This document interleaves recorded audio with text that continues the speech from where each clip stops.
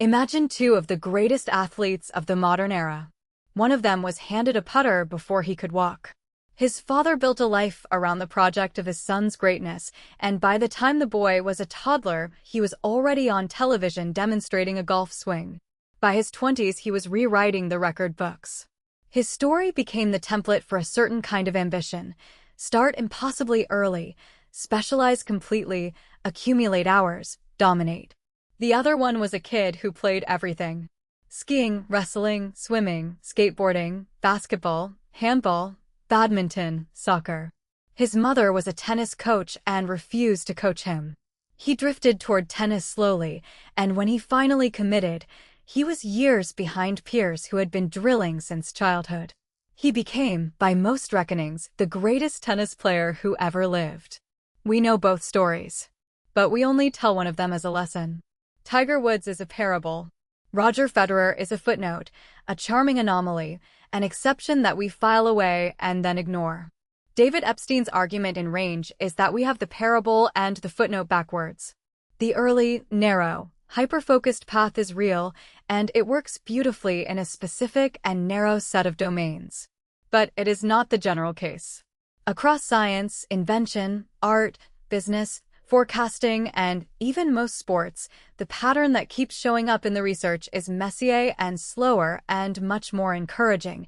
People sample widely, wander, quit things, switch fields, arrive late, and bring what they learned in one world into a world that had never seen it before. This is a book about why breadth is not a consolation prize.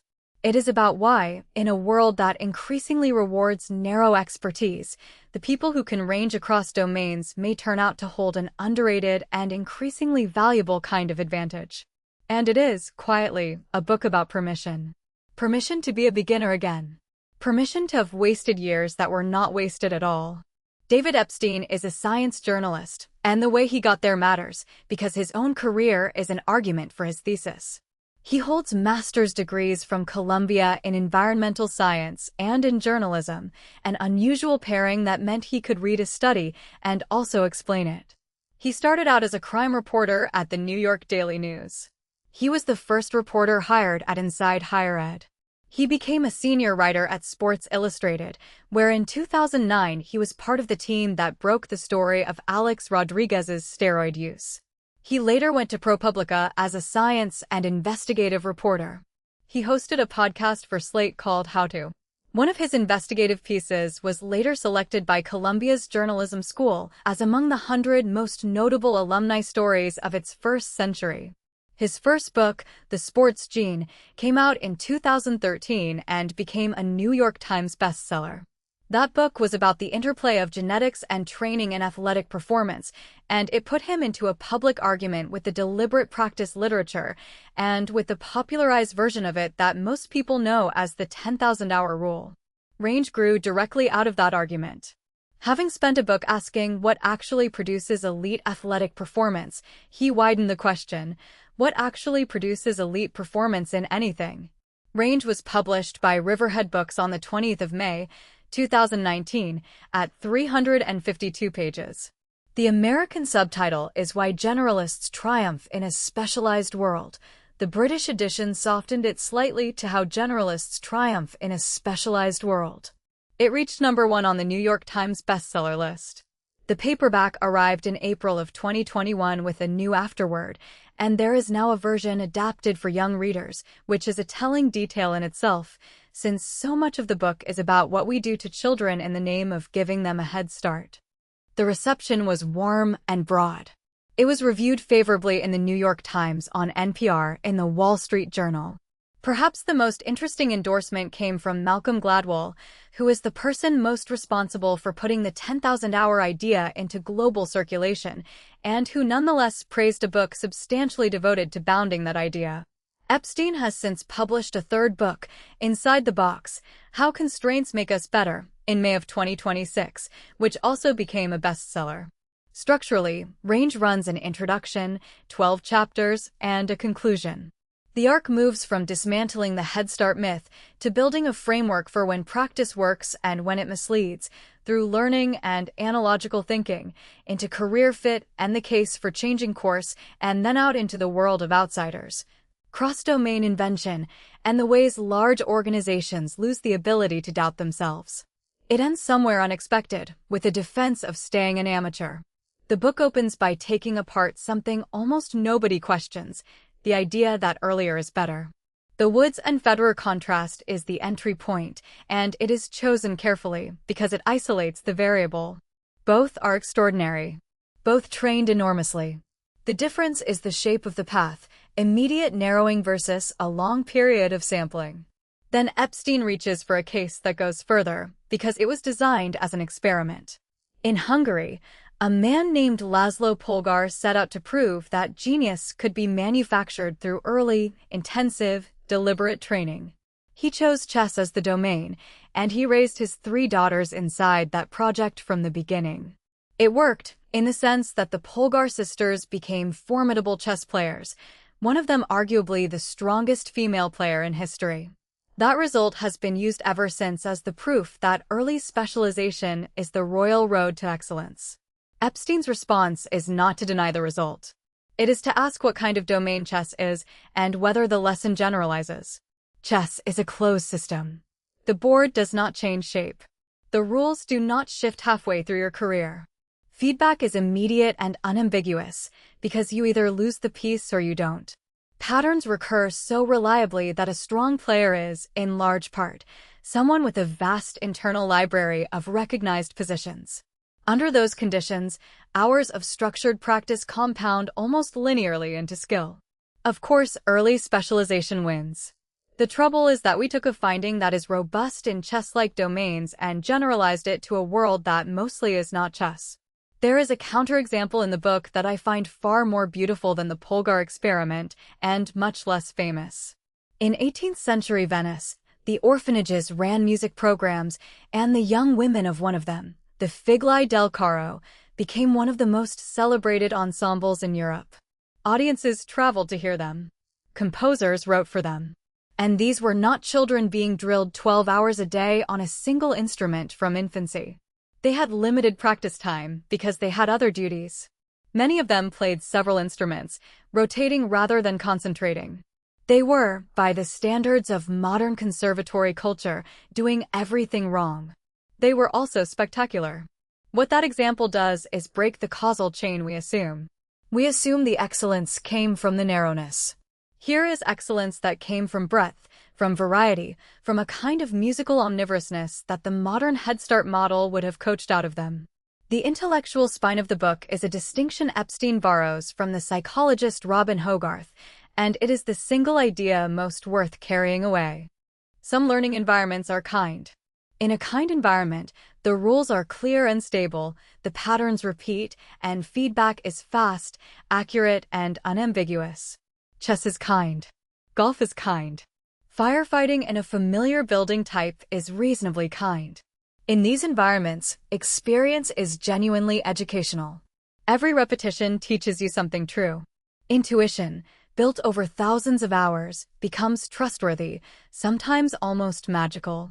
A grandmaster glancing at a board, a veteran anesthesiologist reading a monitor, that is expertise doing exactly what we hope expertise does.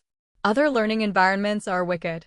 In a wicked environment, the rules may be unclear or incomplete, they may change without announcement, patterns may not repeat, and crucially the feedback is delayed, noisy, partial, or actively misleading. You make a decision, and the consequence arrives 5 years later, tangled up with 100 other causes. Or worse, you get feedback that confirms a conclusion that happens to be wrong. That second condition is the dangerous one, and it explains something that otherwise seems paradoxical. In wicked environments, experience does not reliably improve judgment and can degrade it. If your errors produce feedback that looks like success, you will practice your way deeper into a mistake. 20 years of that produces someone with enormous confidence and no corresponding gain in accuracy. This is the pattern that shows up again and again in the research on expert prediction, past a fairly low threshold. More experience buys you more certainty, not more correctness. And here is the uncomfortable part. Most of the problems that matter now are wicked. Diagnosing a disease with overlapping symptoms. Deciding whether a business strategy will still make sense in a decade. Predicting a political outcome. Choosing a career. Raising a child. Building an institution. These do not look like chess. They look like a game where someone keeps quietly editing the rulebook. Once you have this distinction, a lot of contradictory advice resolves itself. Trust your gut or interrogate your gut. Go deep or go wide. The answer is, what kind of environment are you standing in? If the world you work in is kind, specialize hard, build pattern recognition, trust the intuition you have earned. If it is wicked, be suspicious of your fluency, seek out disconfirming views, and value the ability to bring in a frame from somewhere else. Most of us, most of the time, are in a wicked world while taking advice designed for a kind one. The fourth chapter of the book, called Learning, Fast and Slow, takes the argument down to the level of individual learning, and it may be the most immediately useful part for anyone who teaches or studies anything. The finding, stated bluntly, is that the learning methods that feel most effective are often the least effective, and the ones that feel like failure often work best. Consider how most instruction is organized. You get a topic, you get a worked example, you do 20 problems of the same type, you get them right, you feel confident, you move on. The performance curve during that session rises steeply. Everyone is pleased. And then a month later, or in an unfamiliar context, the skill is gone, because what was learned was not the concept, but the procedure for that block of problems. Now consider the alternative. Problems are mixed up, so you never know in advance which method applies. You have to first work out what kind of problem you are looking at, which is the actual skill, and which is exactly the step that gets skipped in blocked practice. Material is spaced out so that you partly forget it before you see it again, and the effortful act of retrieving it from a half-decayed memory is what makes it stick. You are asked to attempt problems before you have been taught how to solve them, so you struggle and fail and generate wrong answers, and that failure prepares the ground so that the correct explanation lands somewhere deeper. All of these feel worse. Your in-session performance drops. Learners rate the effective methods as less effective because they are confusing progress with fluency. Progress feels like ease, and these methods deliberately remove the ease.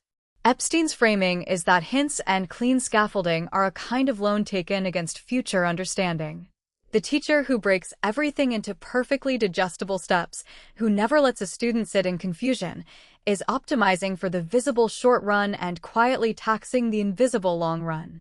This connects straight back to the wicked world argument. Narrow, blocked, hyper-efficient training produces skills that are excellent inside the conditions where they were trained and brittle everywhere else. Varied, interleaved, uncomfortable training produces slower visible gains and much better transfer. And transfer, the ability to take something you learned in one setting and use it in a setting that looks nothing like it, is precisely the capacity a wicked world demands. It is also the capacity that breadth builds and narrowness starves. If transfer is the goal, then the mechanism that produces it deserves attention, and Epstein argues the mechanism is analogy. Most genuinely hard problems are unfamiliar by definition. If they were familiar, someone would have solved them already. So when you face one, pattern matching against your own domain will not help. There is no matching pattern. What can help is reasoning by structural resemblance. This problem I have never seen resembles, in its underlying shape, a problem from a different field entirely, and the solution there suggests a move here. The obstacle is that most of us reason by surface similarity rather than structural similarity. We look for the problem that resembles this one in its details, same industry, same materials, same vocabulary, when the useful resemblance is almost always at the level of structure. And structure is invisible unless you have seen the same structure dressed in different clothes, which is a precise argument for breadth. You cannot draw an analogy to a domain you have never visited. Every field you have spent real time in becomes another source of structural patterns, another possible angle of attack. The person with one deep domain has one lens, beautifully ground. The person with 5 shallower domains has 5 lenses and the ability to compare what they show. The research finding that Epstein highlights, and which is genuinely counterintuitive, is that people reason better when given several distant analogies than one close one. A single near analogy tends to lock you into its assumptions. Multiple far analogies force you to abstract, to ask what these different situations have in common, and that act of abstraction is where the real insight tends to live. There is a practical version of this for anyone who wants to think better. Deliberately collect distant examples. When you are stuck on something, do not ask what the leading companies in your sector did. Ask what a biologist, a city planner, a game designer, and a military logistician would each recognize this as. Some of those will be nonsense. One of them may reframe the whole thing. It also reframes what reading widely is for. It is not decoration, and it is not self-improvement theater.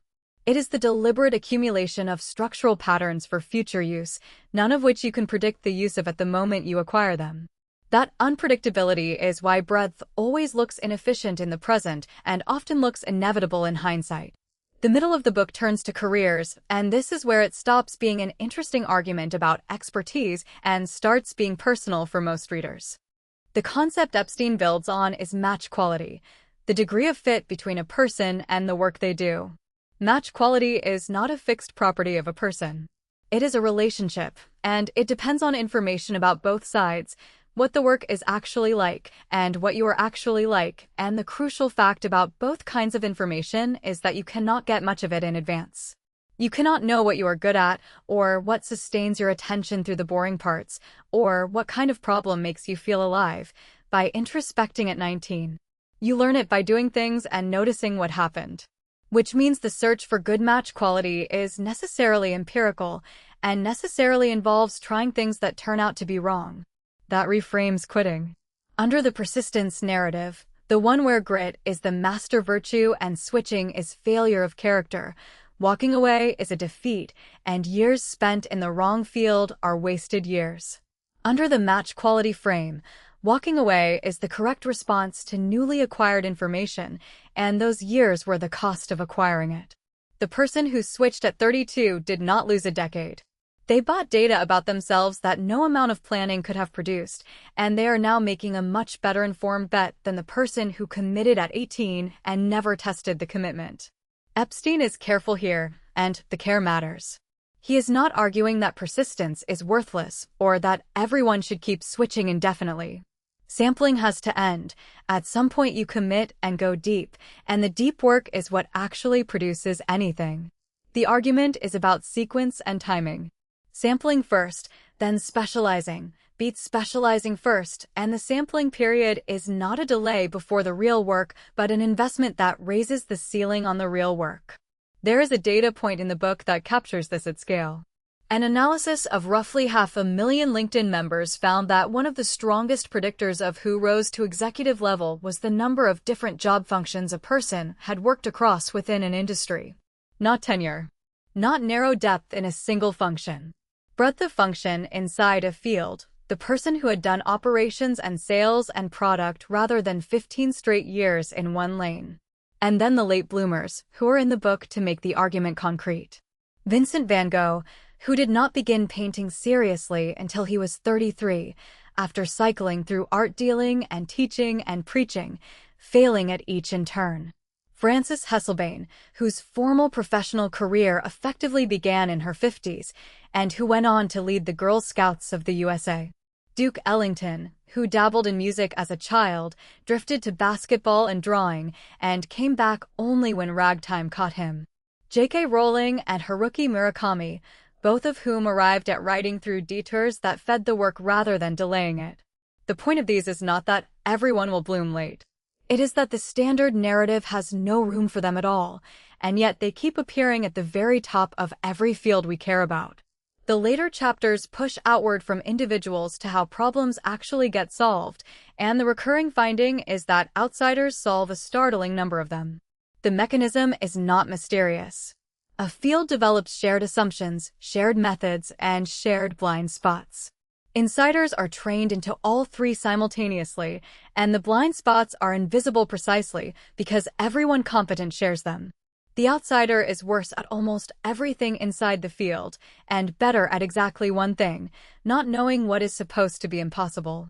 When a problem has resisted insiders for years, the binding constraint is often one of those shared assumptions, and the person most likely to violate it is the one who never learned it.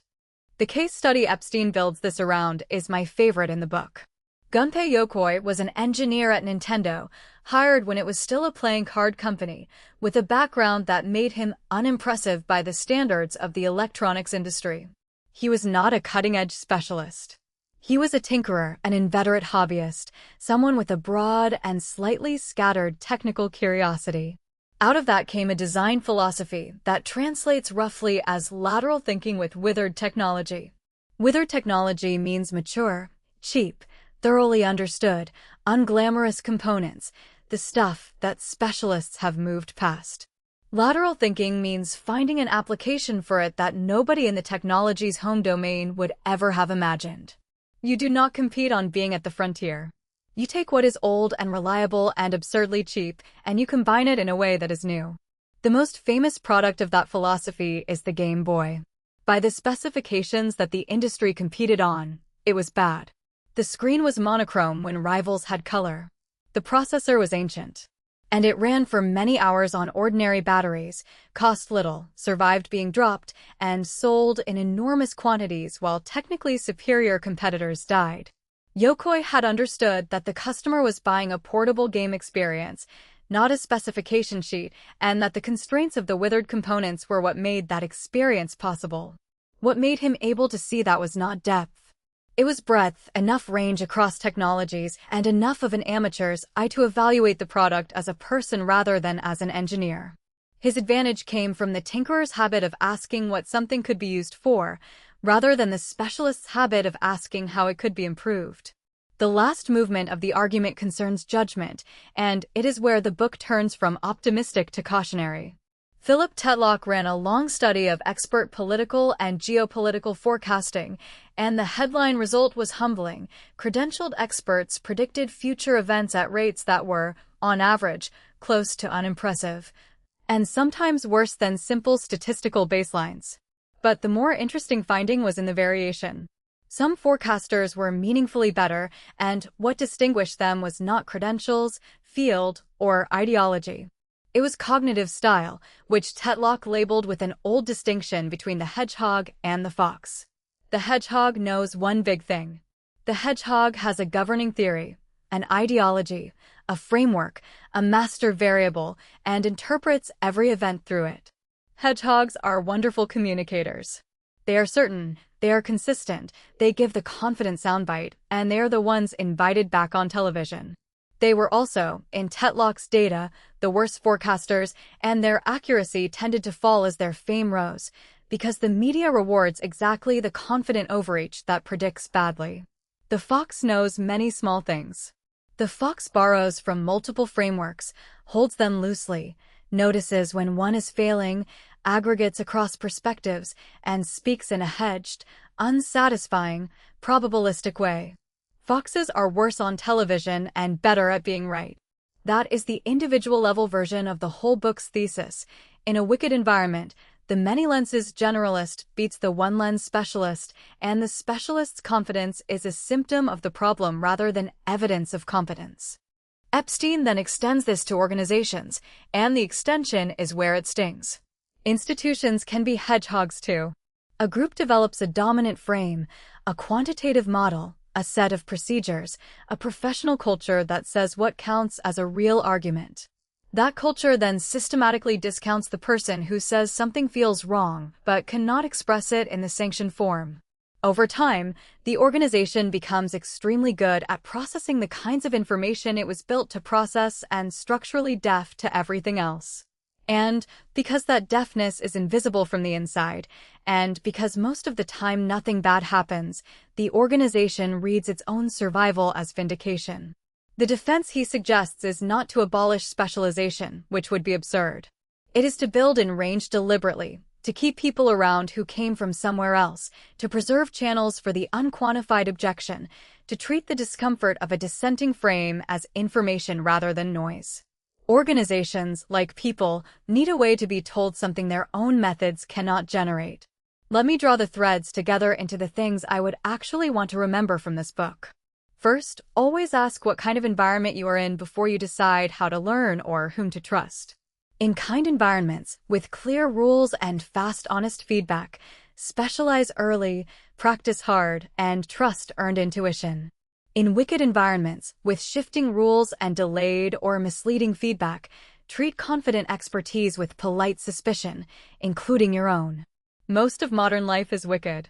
Second, the 10,000-hour idea is not wrong so much as domain-limited. It describes what happens in chess and closed-skill sports and instrument technique. It was then exported to careers and creativity and leadership, where the underlying conditions do not hold.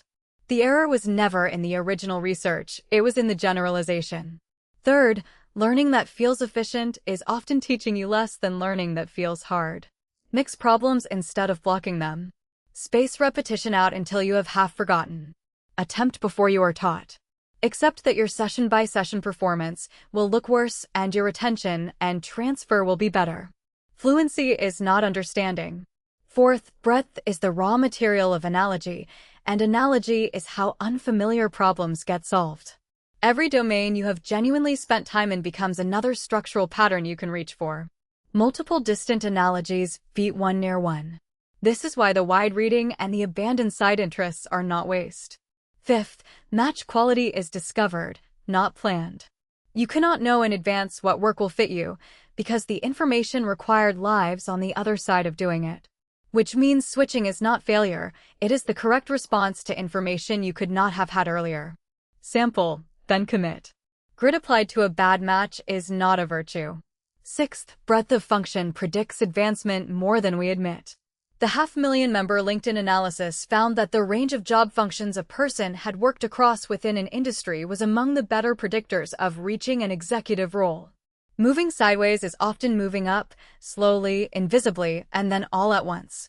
Seventh, outsiders and amateurs solve problems insiders cannot, because the binding constraint is often a shared assumption that insiders were trained never to question. Yokoi's wither technology is the clean expression of it. The mature, cheap, unfashionable thing, applied laterally, beats the frontier thing applied conventionally. Eighth, be a fox. Hold several frameworks loosely rather than one tightly. Notice that certainty is rewarded socially and punished empirically. Build the same property into your teams and institutions, because organizations lose the ability to doubt themselves far more easily than individuals do. There is a phrase at the end of range that has stayed with me longer than any of the studies, and it is an argument for remaining an amateur. We use amateur as a mild insult, meaning unserious, unskilled, not to be relied upon. But the word comes from love, and it originally meant someone who does a thing because they are drawn to it rather than because it is their designated role. Epstein's closing move is to defend that condition as a permanent asset, not a phase you pass through on the way to being a professional. Because the amateur is the person who can still ask the stupid question. Who can still take up something at 40 and be bad at it in public? Who can wander into an adjacent field out of curiosity and come back with a tool nobody in their own field owns? Professionalization gives you power inside a domain and takes away, quietly, your license to be a beginner anywhere else. I want to be careful not to flatten the book into a slogan, because Epstein does not actually say that generalists beat specialists. The world needs surgeons who have done the operation 10,000 times, and you want the person on the other end of the scalpel to have specialized ferociously. His claim is more precise and more interesting, that we have built an entire culture of schooling, hiring, parenting, funding, career advice around one path, that this path is genuinely optimal in a minority of situations, and that the mismatch is costing us. It costs us in individual lives, in the person who never switched because switching felt like quitting. And it costs us collectively, in the problems that stayed unsolved because everyone looking at them had been trained to look the same way. So the practical residue is small and, I think, freeing. Stay curious past the point where curiosity is professionally justified. Read outside your lane on purpose. Take the detour, and when you take it, pay attention, because you are gathering information about yourself that no plan could have given you. Let your learning be harder and slower than it needs to feel.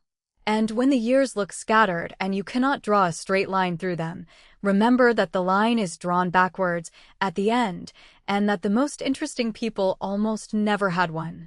Range is a permission slip disguised as a research book. It says the wandering counted. That is worth hearing, particularly if you are in the middle of a detour and not yet sure it will turn out to have been the road.